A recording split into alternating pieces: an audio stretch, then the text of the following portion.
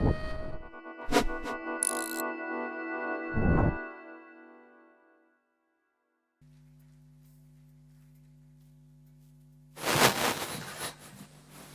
I received the invitation to come and speak here, I also received an email with the TED values.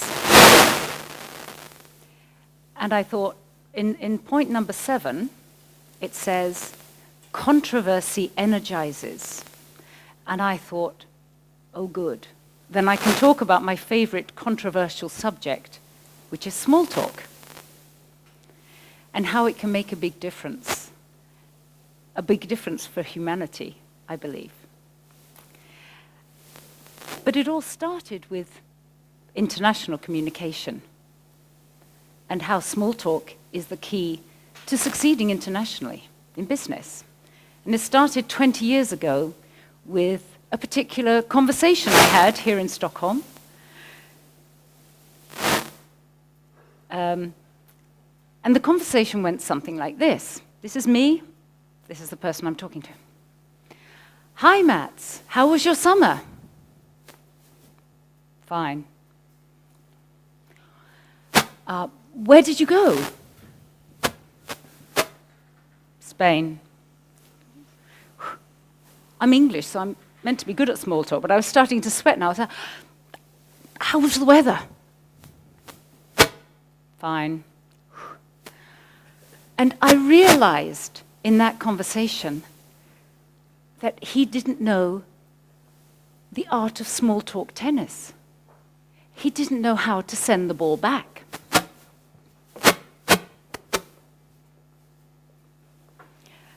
Now, small talk tennis, small talk is that part of the tennis match right at the beginning. And if you've ever seen them, here's when they're going to play the match. And way back here somewhere, they just start gently sending the ball back and forth.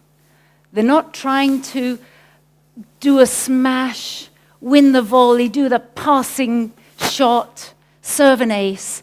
They just start really, really gently here. You know, it even looks, when I see Roger Federer doing it, this really gentle stuff, I kind of think, I think I could do that.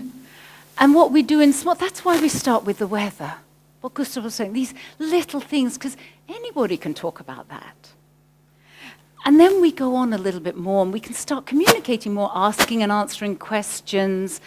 Maybe some of you know the Eurovision Song Contest is happening in Sweden this week, so perhaps it's like, oh, who's going to win? All that kind of stuff. And that's when they're practicing their volleys. And then you get to this part where the players start actually practicing their serves. And for us, that would be like dialogues. Okay, we're at a TED event. How are we going to save the world? And then we have getting down to business here. All right, so all of this, and Owen Gaffney, who's going to be speaking in a little while, was telling me about Daniel Kahneman's book. Daniel Kahneman is a Nobel Prize winner. And he's actually saying that, you know, all of this stuff happening here, which you call small talk or gossip, it's actually helping leaders make better decisions here. So I thought, wow, this is great. This is small talk. Now, one thing about this with small talk tennis is what the guy I met 20 years ago did, he got the ball and he didn't send it back. But I don't know if you've experienced this of somebody gets the ball, and they just talk and talk and talk. Yeah? Ever experienced that? So it's very gently to send the ball back. All right? So we can also get better at this. So the conversation could have gone something like this. You know, hi Mats, how was your summer? All he had to do was, fine, thank you. How was yours? Yeah, just send it back, send the ball back. Where did you go? Spain, it was great. Where did you go? So just gently back and forth. So that's the what and the how of small talk. But you're maybe sitting there thinking, okay, but why? Why do we do this? Why is it important? But it goes back to our biology. Biologically, it's good for us to relate to people, to connect, to feel a bond, to feel we belong. We like to be listened to and feel that we're seen. So it's in our DNA. And it starts here with the really, really tiny, weeny stuff. Then you can get to, okay, how are we going to save the world? But it starts really small. And until recently, my interest in small talk, or what I've worked with, has mostly been helping people with their international communication.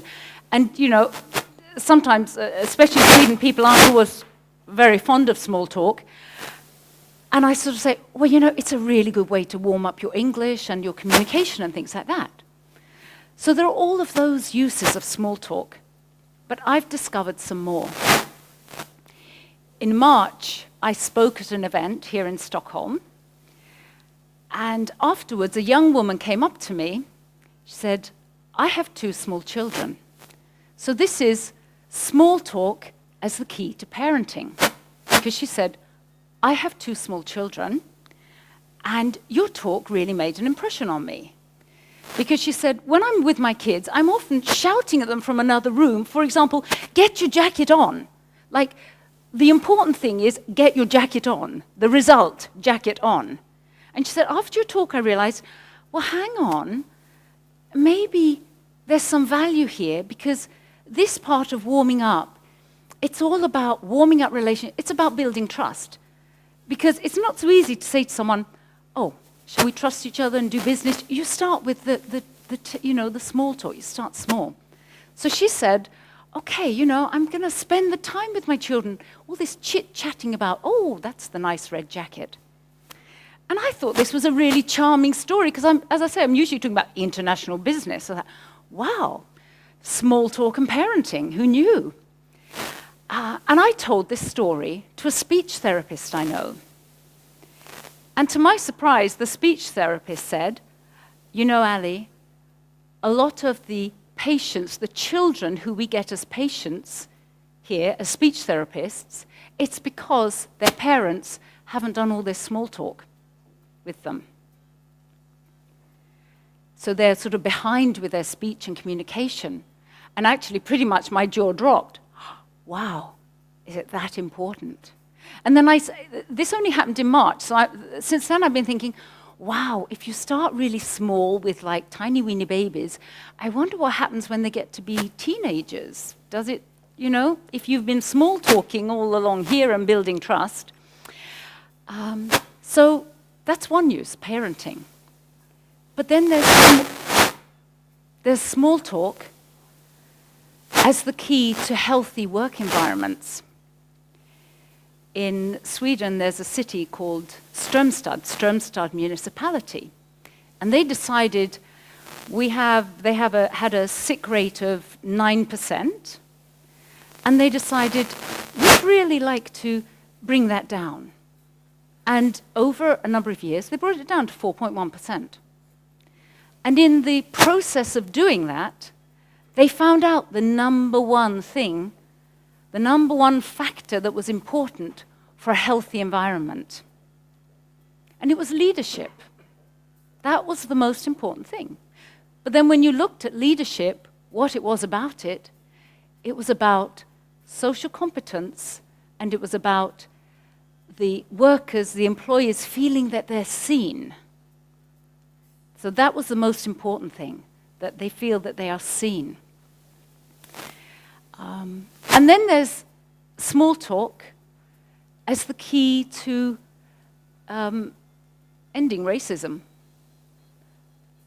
I knew a teacher who worked in a school here. And she was an immigrant from Eastern Europe. And one day, she had a very good relationship with her kids in the school, her students. And then one day, the students are talking negatively about immigrants. And this teacher said, well, hang on a minute, I'm an immigrant. And what the students said was, but you don't count. Because people aren't other. She was one of them. She had come in. So she didn't count any longer as an immigrant.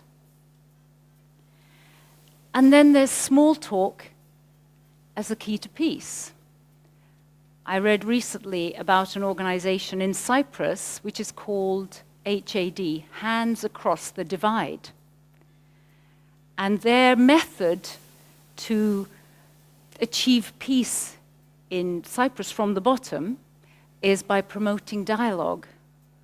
And what they say is, dialogue is the foundation of peace. And I thought, small talk, it starts here. Very small with dialogue. Not quite there. Very small with dialogue. So all these uses, and then small talk as a key to humanity, not just being human, but humanity. And then children are the future for our humanity. And there's one thing still going on around the world. I don't know quite how we haven't managed to solve this, but we haven't so far. There are still far too many children in the world who are bullied at school and feel really bad. And actually, some of them feel so bad that they commit suicide. And a couple of weeks ago, I was reading in the Metro newspaper, and there were interviews with some children, and what they said was, because they were asked, what could adults do to help? And what they said was, we want to be seen and listened to. And I kind of thought, yeah, it's small talk, this connection, this belonging. And so I've gone from, business, working business, to it really could make a difference in children's lives. So I'd like to end with a few lines from a song you will hear at the end of the evening that Lovisa will sing. And I'd like to end with these lines. Please intervene. Don't leave me crying all alone. I'm not as strong as I seem to be. I lied when I said everything's all right. Please intervene.